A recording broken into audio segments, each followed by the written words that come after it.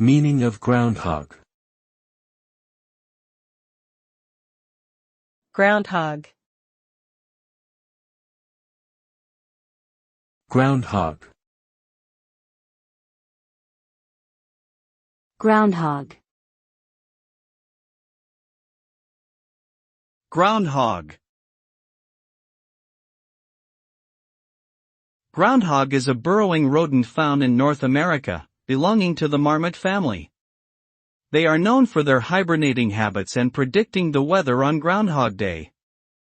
The term groundhog also has a figurative meaning that refers to a situation where events repeat themselves without progress or improvement.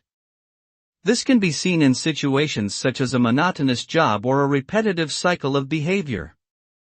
Overall, groundhog refers to the animal as well as the metaphorical concept of repetition and stagnation.